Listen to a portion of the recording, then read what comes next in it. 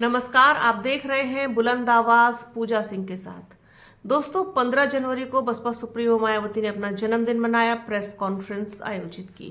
16 जनवरी को उन्होंने पदाधिकारियों सहित तमाम जो कार्यकर्ता होते हैं या पदाधिकारी और आपके जिला अध्यक्ष वगैरह उन सब की मीटिंग ली, सबको निर्देश दिए।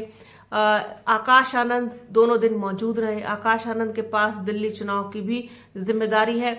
पूरी पार्टी को एक बार फिर से जीवित करने के लिए, उसका जनाधार बढ़ाने के लिए तमाम दिशा निर्देश बसपा सुप्रीमो मायावती द्वारा दिए गए हैं। तमाम पदाधिकारियों को फोकस करने को कहा है कि विधानसभा चुनाव पर फोकस कीजिए, क्योंकि अभी फिलहाल दिल्ली में है चुनाव, फिर आपके बिहार में, पंजाब में, फिर 2027 उत्तर प्रदेश में चुनाव है। तो सारे विधानसभा चुनाव पर फोकस करने को कहा गया है। साथ ही साथ एक बड़ा मैसेज दिया है।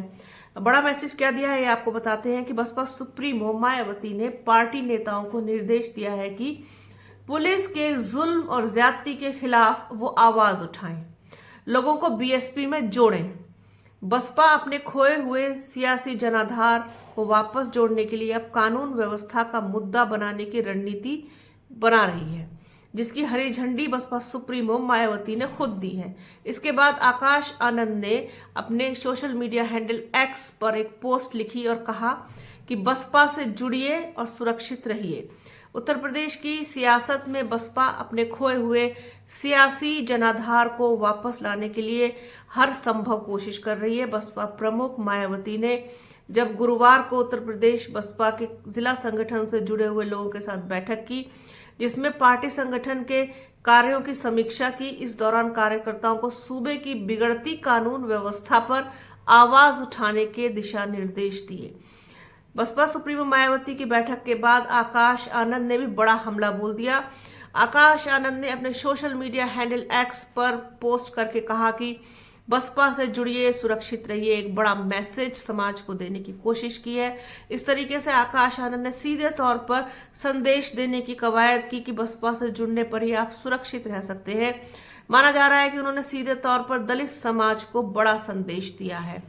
बसपा प्रमुख मायावती ने लखनऊ के मॉल एवेन्यू स्थित पार्टी प्रदेश कार्यालय में वरिष्ठ पदाधिकारियों, सभी जिला अध्यक्षों और अन्य जिम्मेदार लोगों के साथ बैठक की। इस दौरान यूपी के कानून व्यवस्था पर बसपा सुप्रीमो ने जिला यूनिट को कड़ा संदेश दिया।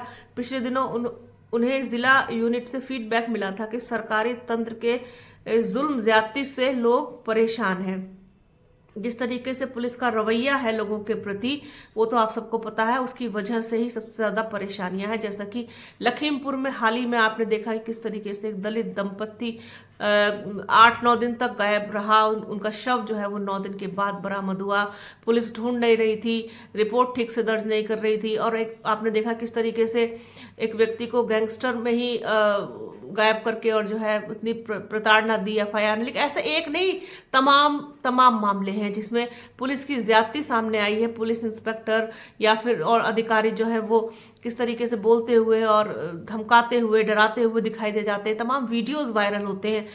सिर्फ दलित समाज के साथ ही नहीं, ये हर उस समाज के साथ है जो दबा और कुचला है, जो शोषित है, वंचित है, जो गरीब लोग हैं। उनके साथ पुलिस का रवैया कभी भी अच्छा नहीं रहा। कभी भी कहना चाहिए ना कि संवेदनशील रवैया नहीं रहा। कभी भी एक बहुत मैत्रीपूर्ण रवैया नहीं रहा कि अगर कोई परेशानी में है, कष्ट में है, तो हम उसकी हर संभव मदद करें, क्योंकि पुलिस होती ही मदद करने के लिए है। पुलिस को देख करके तो एक साहस आ जाता है मन में कि हाँ, अगर हम किसी परेशानी में है, किसी मुसीबत में है, एक हमारे साथ कोई हादसा हो गया है, कोई हमें तंग कर रहा है, तो हम पुलिस का सहारा ले सकते हैं किसी उम्मीद के साथ। लेकिन जब पुलिस ही साथ ना दे तो फिर आप सोच सकते हैं कि क्या बीतती होगी। तो ये सारे मामले पर बसपा सुप्रीमो मायावती ने संज्ञान लिया है और अपने सभी जिम्मेदार लोगों को ये निर्देश दिया है कि इसके खिलाफ आवाज उठाएं और इसी को लेकर के आगे चलें।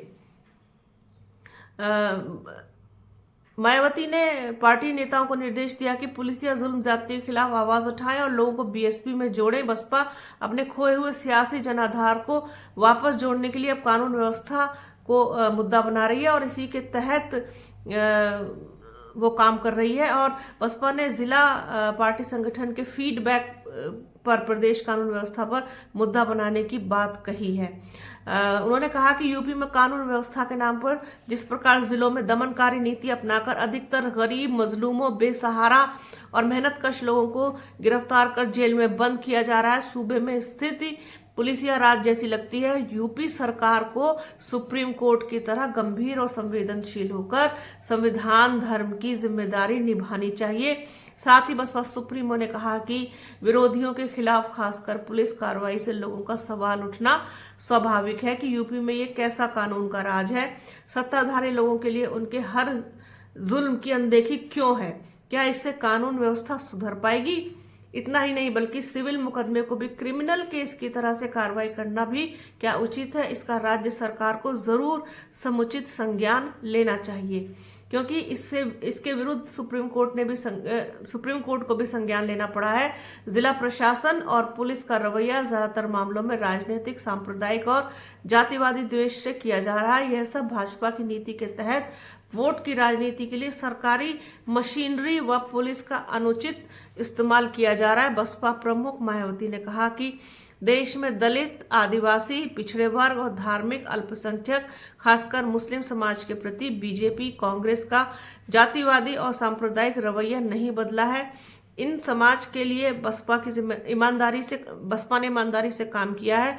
बसपा ने 4 बार सरकार बनाई और सभी वर्ग के लिए बिना भेदभाव के काम किया। मायावती ने बसपा के लोगों को तन, मन, धन और से कमर कसकर विधानसभा चुनाव की तैयारी में जुट जाने का भी निर्देश दिया। उनका इशारा साफ था कि 2027 में उत्तर प्रदेश में विधानसभा चुनाव है, जिसमें कमर कस के आप लोग लग जाइए इसकी तैयारियों में। तो ये था पूरा मामला, एक बड़ा मैसेज, एक बड़ा संदेश बसपा सुप्रीमो मायावती और आकाश आनंद की तरफ से कि बसपा से जुड़िए, सुरक्षित रहिए।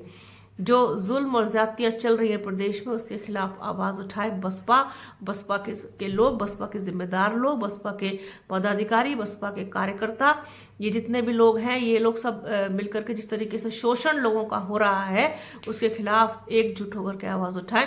ये बड़ा मैसेज दिया है बसपा सुप्रीमो मायावती और आकाश आनंद ने। ये एक खबर आप लोगों को देनी थी, एक सूचना आप लोगों को देनी थी कि ये मैसेज है, और इसके साथ जो भी और अपडेट होगा आप लोगों के साथ शेयर करेंगे। बने रहिए हमारे चैनल के साथ। हमारे चैनल को लाइक कीजिए, शेयर कीजिए, सब्सक्राइब कीजिए, बेल आइकन घंटी जैसी आकृति जरूर दबाइएगा, जिससे कि आने वाले वीडियो का नोटिफिकेशन आपको मिल सके। वीडियो को प्लीज़ पूरा देखिएगा, ज़्यादा से ज़्यादा शेयर कीजिएगा। अपना और अपनों का बहुत ख्याल रखिए। जल्द मिलूंगी आपसे एक नए वीडियो में, एक नए मुद्दे के साथ, एक नई चर्चा में। तब तक के लिए जय हिंद।